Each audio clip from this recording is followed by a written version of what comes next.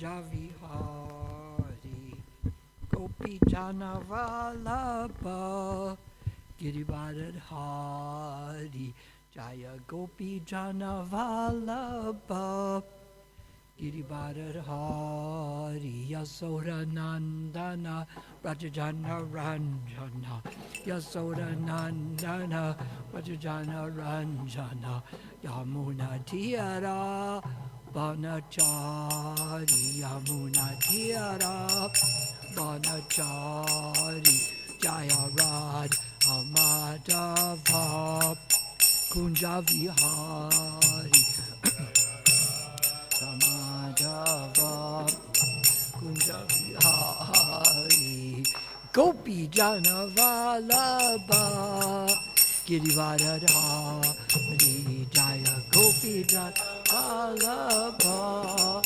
Girivardhan Hari Yasoda Nandana Rajajana Ranjana Yasoda Nandana Rajajana Ranjana Yamuna Tiyara Banachari Yamuna Tiyara Banachari Jaya Rad Hamadava Javihari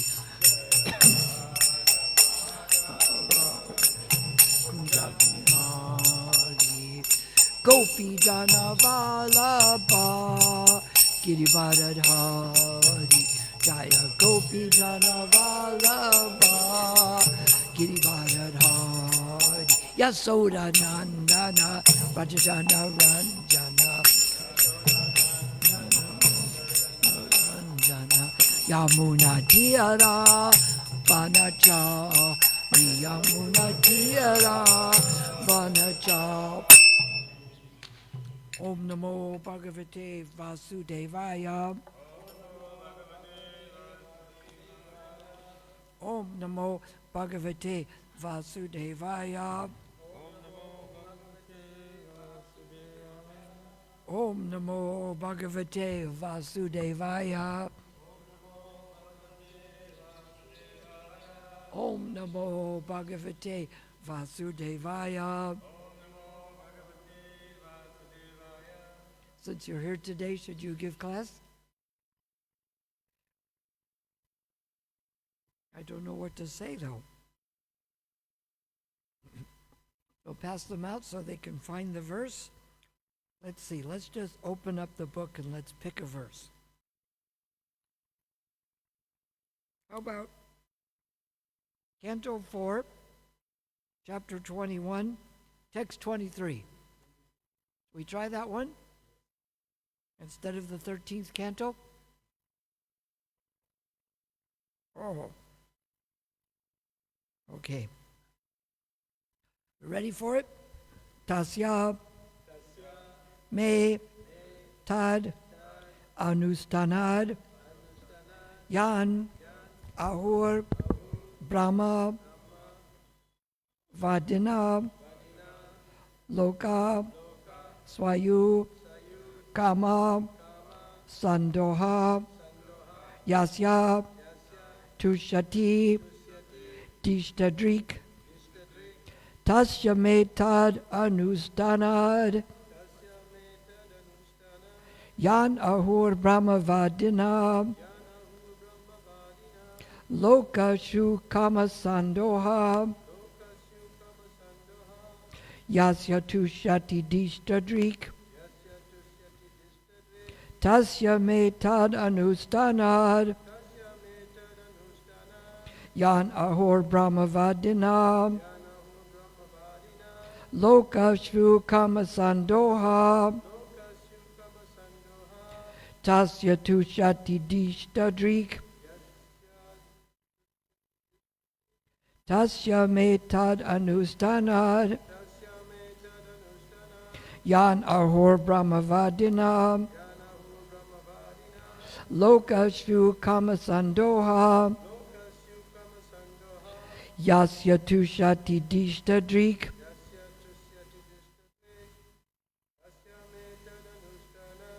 tasya me anustanad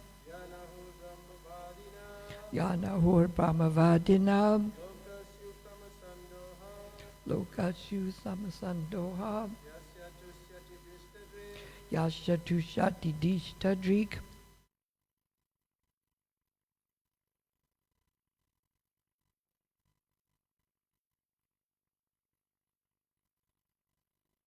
Louder, we can't hear you. Tasya metad anushtanad. Yan ahor brahmavadina. Lokashu kamasandoha. Yasya tushati dishtadrik.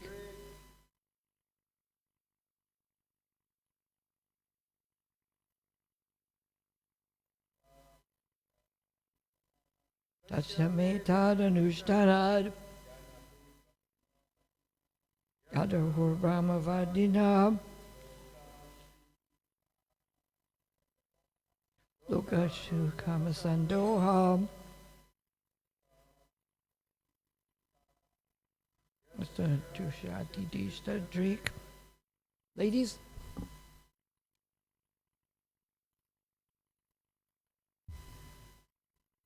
Tasyametad anushtanad. Yadahur brahmavadina. Lokashu kamasandoha. Yasatushati dishtadrik. Does she want to do it? Can you do it? No, that's all right. You can listen and then sometime later you'll be able to do it. We don't worry if we can't get it perfect. We just try, because after all, it is a different language.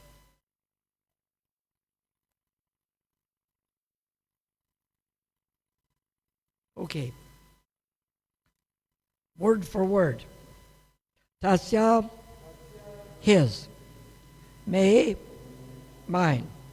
Tat, that. Anustanat, by executing. Yan, that which. Ahu, is spoken. Brahmavadana, by the experts in Vedic knowledge. Loka, planets. Svayu, become.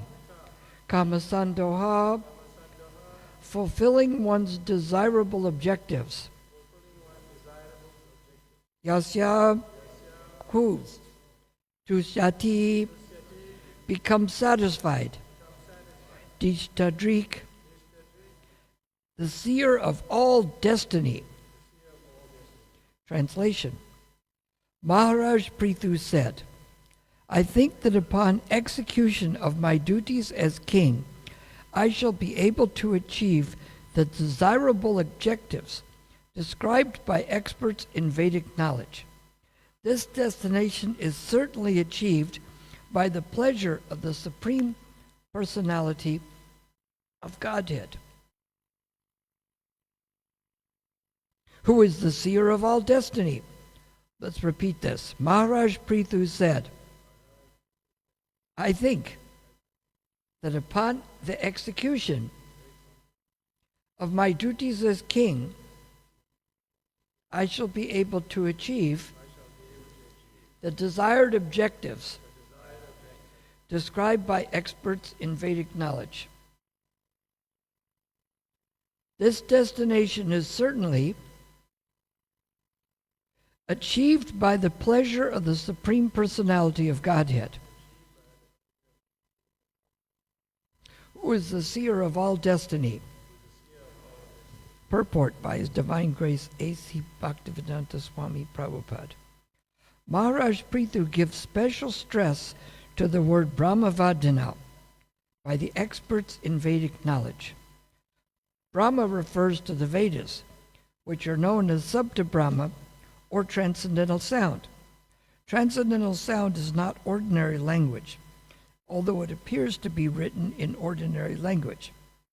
Evidence from the Vedic literature should be accepted as final authority. In the Vedic literature, there is much information And of course, there is information about the execution of a king's duty. A responsible king who executes his appointed duty by giving proper protection to all living entities on this planet is promoted to the heavenly planetary system. This is also dependent upon the pleasure of the Supreme Lord. It is not that if one executes his duty properly, he is automatically promoted, for promotion depends upon the satisfaction of the Supreme Personality of Godhead. It must ultimately be concluded that one can achieve the desired result of his activities upon satisfying the Supreme Lord. This is also confirmed in the first canto, second chapter of Srimad Bhagavatam.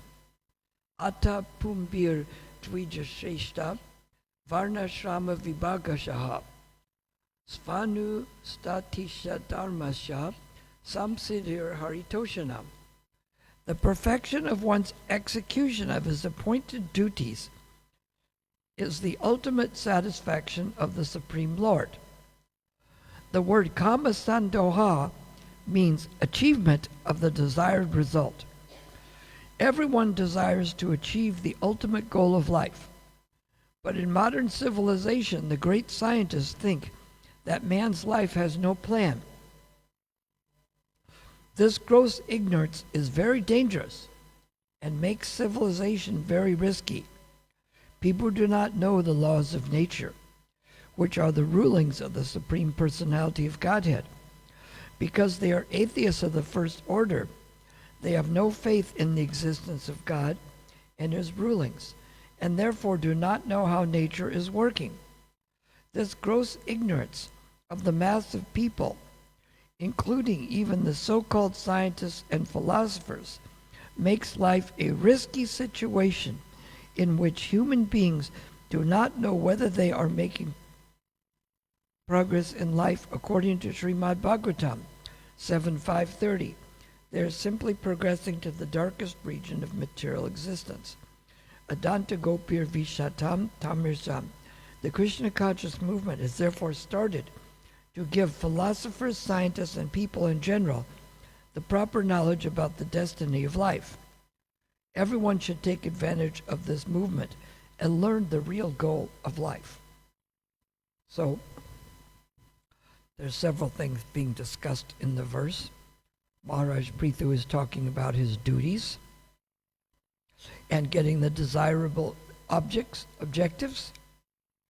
And 3, it's explained that this should be described by the experts in Vedic knowledge, and that the destination is achieved by the pleasure of the Supreme Personality of Godhead.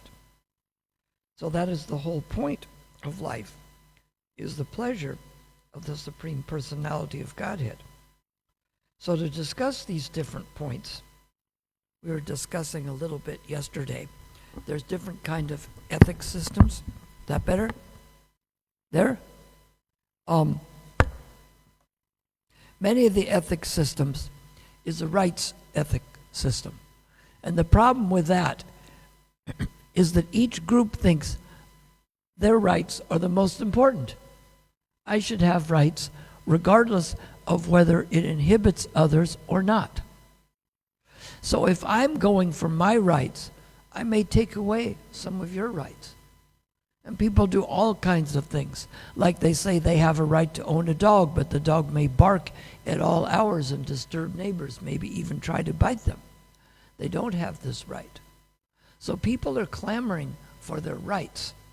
This is a rights-based ethics system. The Vedas is a duty-based ethics system. And in the rights-based ethics system, each person is thinking that my duty is to do what I can to get pleasure for myself. Right? I will do my work, I will meet people, and all these people are there to please me. They think of it like a stage play or a movie. And I'm the star, and everyone else is just a part actor. So they have to cooperate with my desires to enjoy. Because after all, this movie is about me, isn't it? Trouble is, when many people think that, it's very hard to get the real plot because they all want to be the supreme enjoyer. But when we see that Krishna is the supreme enjoyer, we are like leaves on the tree, and Krishna is the root. And when we give pleasure to the root, then everyone is automatically satisfied. Because here's the problem in society. The teachers think they have the rights. The Kshatriyas think they're in charge. They have the rights. The business people think they have the rights. And the workers think, well, they should have the rights because they're doing the work. But if each one does their duty, then automatically everyone else gets their rights. If people do their duty to not cheat and steal, then automatically the other people have the freedom of not being cheated and not being stolen from. Because the other people have done their duty, rights come automatically. But it's more important to think what we do than to think, well, what did the others do? Let me do less and get more, and they can do more and get less. Like we see in the Vedic system, that the workers and the people at the bottom got a place to live, and they got enough clothes and food. Sometimes instead of getting money, they would get that. Now here, sometimes people get money. That would be better, right? Except that the money they get is not enough to provide the place and the food and the clothing. It sounds good. Instead of giving you 100,000 rand worth of food and clothing and accommodations, we'll just give you 50,000 rand cash. It's better because you're getting cash, right? Is it? But if it's half as much, how far is it going to go? We see that every year the expenses increase and so does the income, but not at the same rate. It's like this story. If you take a baby calf and lift it over your head, right? You can do this. And every day the calf's weight is growing, and every day your strength is growing. So eventually you're able to lift a 1-ton cow, correct? Can anyone lift 1 ton? But every day your strength grows, and every day the calf weights grow. So why are you not able to lift it then? Why doesn't it work? Who can explain it? It should work because your strength grows and the calf's weight grows. Limited capacity. So, it's what? Different. It's a different rate. It's like if I increase your income 2% and the expenses are going up 10%, we can say, don't worry, the expenses went up and so does your income, but not at the same rate. And so this expenses are the cow and your strength is your income. They may grow, but not at the same rate or the same proportion. And it happens a little at a time. If you're 10% ahead, say you're 20% ahead, say a person makes 120,000 rand and they only need to spend 100,000. They're ahead 20,000. Next year it goes up 2%. So now they get 102.4. But the expenses went to 110. They're still ahead. Next year it goes to it would go to say 100 and let's see, 132. It would go to say about 146.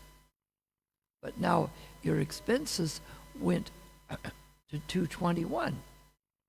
And the next year it goes to 128, but your expenses went to 141. So each year it was growing. You were 20% ahead, but just give it 3 or 4 years, you start to get behind. Because you were 20% ahead. At the end of 5 years, But that 2%, you went from the 120 to 2% a year, 10%, you would have 132. But if the expenses went up 10%, it's now 150. So before you were 20% ahead, and even though it's growing, at the end of 5 years, you're about 15% behind. And how did this happen? My income grew and so did the expenses. But because the rate is not the same, you get crushed, just like with that cow. So in the duty-based ethics, they're not thinking how they can work people harder. There's something put on the internet that the old style was the person was trying to move the cart and it wasn't going quick enough. So then you get 4 more horses to go, more workers, and 1 person whipping. Now they get 4 people whipping and only 1 horse. They think if I just get the people to work harder, it will achieve the result. But because they're not doing their duty, they forget that with the modes of nature in business and in communities, which mode is the most important for keeping things in order? Would it be passion because things increase? Would it be ignorance because it's lazy?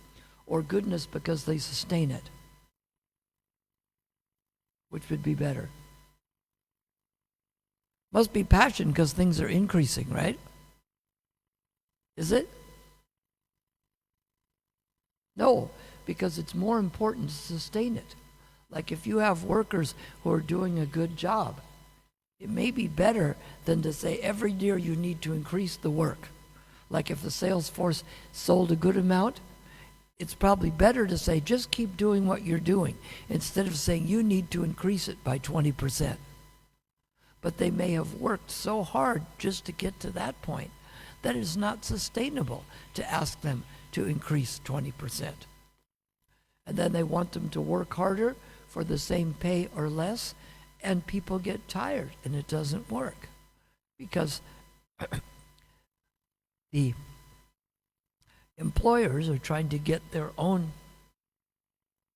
advantages over the workers. Then the workers want to revolt. They either cheat or don't work so hard, which doesn't help the system. So Maharaj Prithu is talking about his duty. And so we should think that way and train people. The Varnashram Dharma training isn't just like a trade school where people are trained to do a particular thing. They're trained that it's their job to do a duty to make the other people, to help them out, to help the whole system work. And by helping the system work, they automatically get their rights. So King Prithu is talking about his duty, and the desirable objective, of course, is to achieve a society free from problems and a society where everyone is going in the right direction, which is, of course, the pleasure of the Supreme Personality of Godhead. So then, the goal is the pleasure of the Supreme Personality of Godhead. So what would that be? I guess it would be whatever I want is what God wants. Just like the problem with any of the systems is people take advantage. Like the monarch things, I'm the representative of God. So if you follow me, you're following God. But you see, particularly in France, they executed the monarchs because they were going way beyond their ability to enjoy. They were taking so much from the people that the people were being exploited. So then you get democracy, and in democracy the people aren't exploited as much by the king, right? The trouble with it there is, again,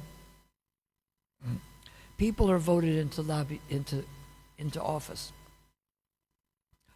And there's different people who would like to get to see their particular representatives. The average people would like to see them. And there's the lobbyists who represent the big corporations. Who usually gets to see them first? average people off the streets or the lobbyists? Who gives the donations to get them in? Is it the big corporations or is it the average person? It's the big corporations. So we see that the big corporations get the first pick at it because the politicians are duty bound to them. So even though it sounds good to vote, the other part is they make voter suppression. Why was it here for so many years that even though whites are 10% of the population, and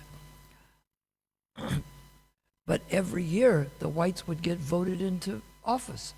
How can they win with only 10%? How is it possible? What is it? How was that possible? They're only 10% of the population, but they won every single time. What happened to the votes of Indians and blacks?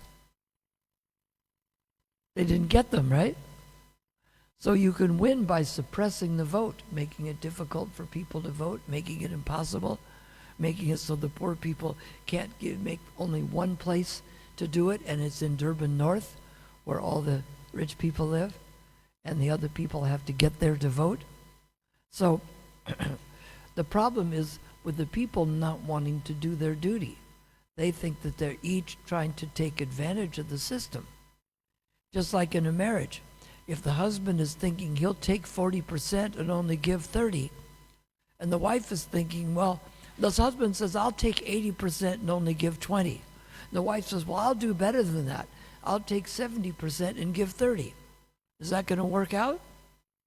If they're each trying to take more, even though the one is only taking 70 and the other's taking 80? But how's that going to work? There isn't enough there. But if each of them is thinking how they will make the other person happy, then the system works. And the whole idea of this is to find out what is pleasing to the Supreme Personality of Godhead. So that must be whatever I want, right? Man is made in the image of God, therefore whatever pleases me must please God. The kings are thinking God and king, so whatever the king wants, that's what God wants. Prithu's the king, is that what he said? I'm the monarch, you just follow me, and I'll tell you what is good for you and what is... Did he say that? He's the monarch, he maybe gets the decision, but what does he say? He says, I shall achieve the desired objectives described by the experts in Vedic knowledge, which are like the Brahmin people. So even though he has the authority to dictate on things, he's going to go to the people who actually know what is pleasing to God and the experts. And how do we know this? We take spiritual authority through Guru, Shastra, and Sadhu. So for ourselves and for the king, you have to approach a guru. And the guru must say the same thing as the Shastras. And the sadhus must say the same thing. The sadhus are like the saintly persons.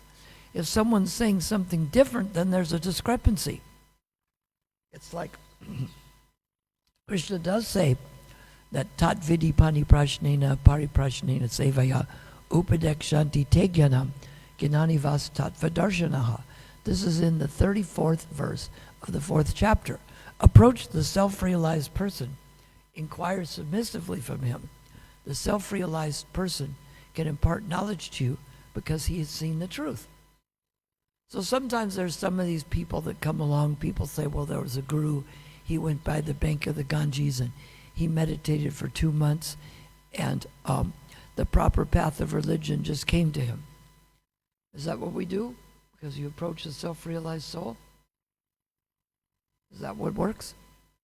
Somebody tells us they're self-realized soul, and because we're supposed to follow a self-realized soul, it's just like you say, oh, I'm supposed to go to a doctor. Oh, well, I'm a doctor. Does that work? Self-proclaimed, self-realized soul, does that work? So if someone may be supposed to be self-realized, but what do you have to acknowledge before that? In that same 4th chapter, in the beginning, Krishna said that he imparted his imperishable science of yoga to the sun god Vivishwan. So what you need to do is go talk to the sun god Vivishwan and ask him, correct? No, he imparted it to Manu, and Manu to his son Ikshvaku. And this knowledge was imparted, as it says, Evam Param Praptam Rajarishi Vidu, that the knowledge was imparted in disciplic succession, and it was understood in that way. So you need a self-realized person, but he has to be in a disciplic succession where the same knowledge is coming down.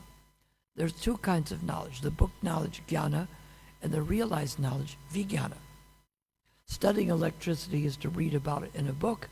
Turning on the light or sticking a fork in the socket is to have realized knowledge about electricity.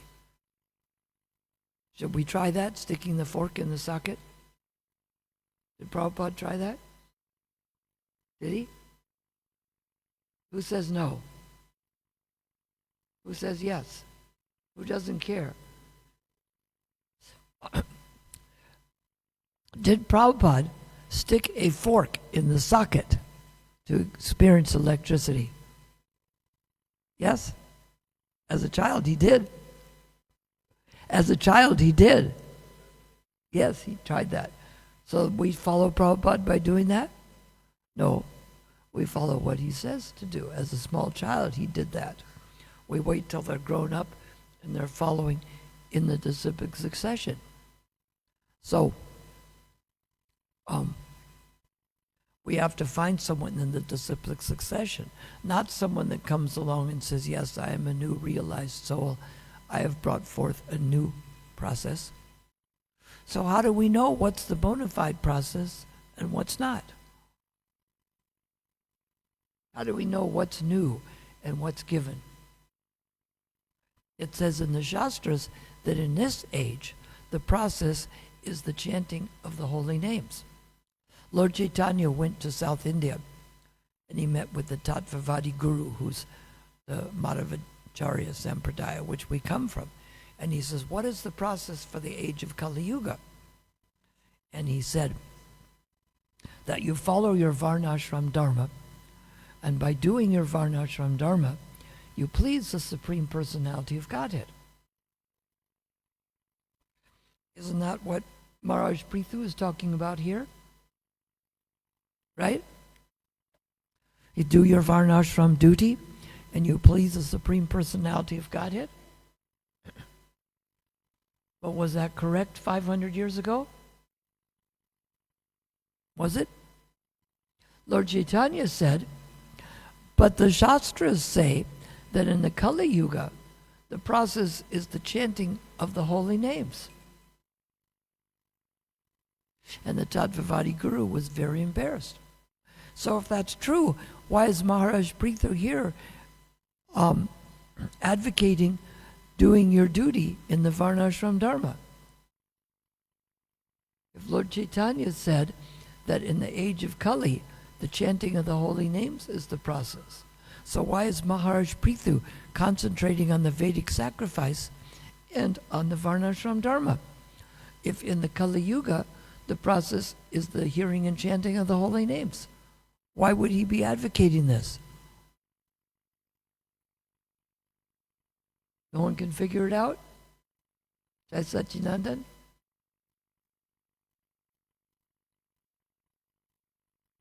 Why would Maharaj Prithu be advocating the process of sacrifice and following Varnashram Dharma if in the age of Kali Yuga the process is the hearing and chanting of the holy names?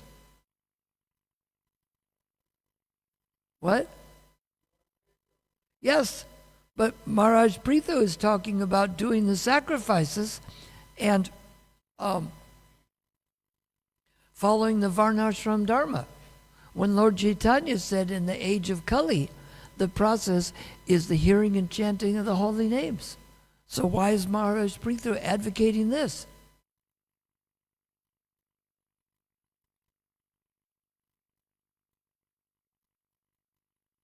Raghunath Bhatta? But Varnas, Maybe, but why is he not advocating it here like Lord Chaitanya was? That's right. It's a previous yuga. So we have to think according to Patra, Kala, and Desha, time, place, and circumstances. The process may be different. Of course, the chanting of the holy names is always there. But in this age, in the Satya Yuga, the Treta Yuga, the sacrifices were recommended, and the following of Varnashram Dharma. Of course, we do the Varnashram Dharma in this age. We do the sacrifices in this age. We do the deity worship, but it isn't the main thing. Just like in those ages, they may chant the holy names, but the main process may be something else. So you find many Brahmins trying to teach the different sacrifices. Part of it, too, is they do the karma kanda. And they think it's a lot better because they know all these mantras. And they do mantras for people.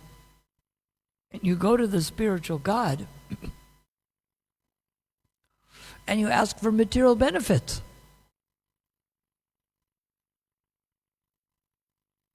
It's like if you go to Mukesh Ambani, the richest person in India, and ask him to tell you about weather and musical instruments. Shouldn't you be trying to work in business with him? It's missing the picture. You go to the spiritual God to ask for material benefits? Isn't this missing out? This is what Dhruva Maharaj realized when he had chanted the Om Namo Bhagavate Vasudevaya. And when Vishnu appeared, he says, what do you want? He says, well, now that I have you, I have everything. So we see here that people are each trying to get their own pleasure, and they're each trying to be the enjoyers. But you actually are more happy when we look for the Supreme Lord's pleasure. And in this age, even though the Varnashrama is there, the chanting of the holy names is more important. Doesn't mean we don't have the Varnashram Dharma. But if we don't have it, but have the holy names, that's better than just having the Varnashrama, but not having the chanting of the holy names. Of course, we need to implement some of that. Bhakti True Swami wanted to start farms for the Africans to train them in Varnashrama, because sometimes it may be easier for them to be in their own community and do some farming. Is there difficulties with this, or is it possible? It's tough. Why is it tough?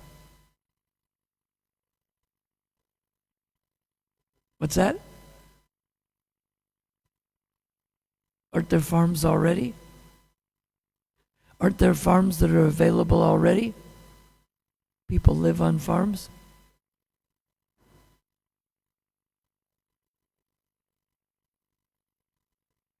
Yes. Yes. Is it possible to go to them and try to get them to implement it? You go to there sometimes and give prasadam, and I guess you have to have someone who comes along who's like a farmer and an African, and maybe the right person will come along. But now people are moving out of the farms, even to have nothing, to move out of the farms to live in shacks. Yes? But somehow we have to try to implement some Varnashram Dharma. They seem to do it in India, like where they have the Govardhan eco-village near Mumbai, and then they train the people around the area to farm organically and to do a few things. So sometimes we just need to have the concept available so that if something comes along, we know what to do. We do have a Goshala, right? But not much farming. Farming is tough in South Africa, right? Because it's either done by Africans or Afrikaners. Yes. They're not good at being vegetarians, though, are they? Are they? Yes, some of them are, but not the ones on the farm. Although the one girl, Mel, says, and they're very strict with her father wrote a book about reincarnation, and they came to the house, and the whole family was banned from going to the church, and even she, being the daughter, was banned from getting married in the Afrikaans church because her father had written a book about reincarnation. Imagine that the father wrote it, and the children aren't allowed to get married in the church. I guess that's what it is.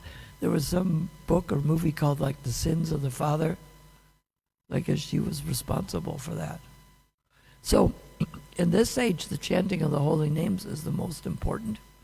But we still have to hold this idea, even if we're not quite ready to implement it. We let people know that the ideal society is where each person is doing his duty and to benefit the other persons. And it's something where maybe you could create farms and factories this way, but if you can't do that, sometimes the people who are involved in that can learn the concept of working to do your duty.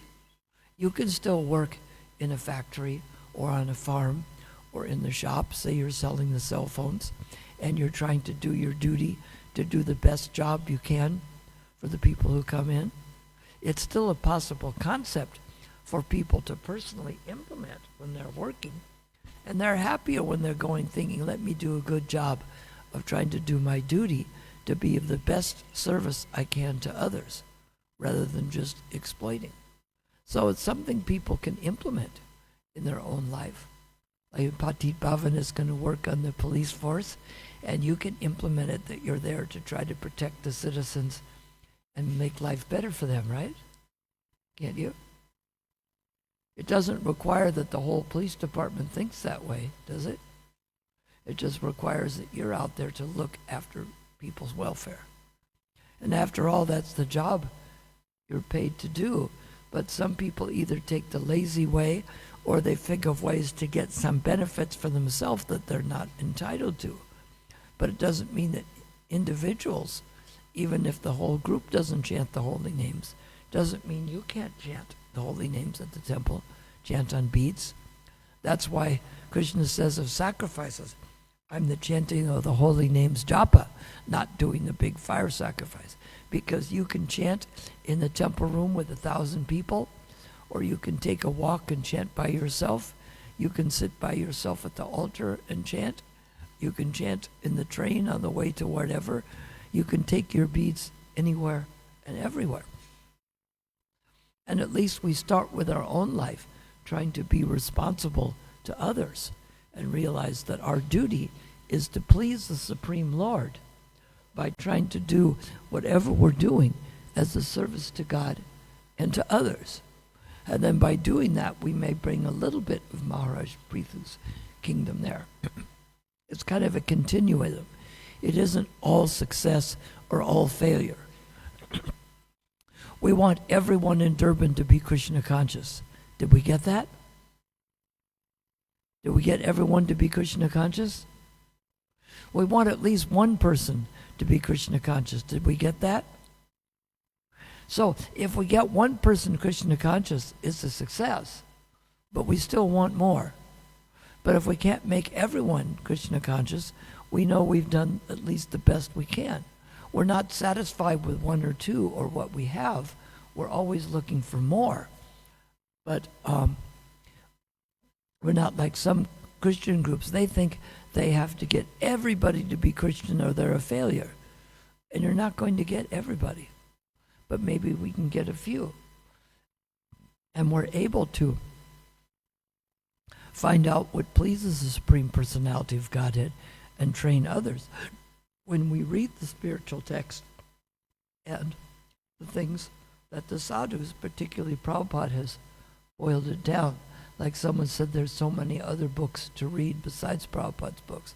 But it's kind of a monumental task with, if you include the ones by the disciples of Prabhupada, it's at least 25,000 pages. It's not like he wrote one little book that was taken from a lecture. Then you might go to others. But it's a lot just to master the things that Prabhupada has given. And I know I used to put away the Sanskrit volumes that Prabhupada had and give him his lunch. And there was the commentaries by Jiva Goswami and by Sridhar Swami and Vishwanath Chakravarti Thakur and Bhaktisiddhanta. And Prabhupada has boiled down those for us to give us the things we need. because it would be pretty vast to read everything Vishwanath Chakravarti Thakur has written, and everything the six Goswamis have written, and everything Bhaktisiddhanta wrote, and everything Vishwanath Chakravarti Thakur wrote. It would be an awful lot just to master that. After all, that's why Krishna boiled down into 700 verses, the main teaching, so we can study that first, because the other things are so vast. At least if we get Bhagavad Gita, we have a good basic understanding. Sometimes it's too much, and if we just study a little, it's too little. But we have enough in the basic here. So we will quit here. It's a Christmas day, which is joyful for some people, others who've lost relatives or relatives are far away. But we have our Krishna conscious family. Hare Krishna. Any question or comment? Rebuttals? Chastisements?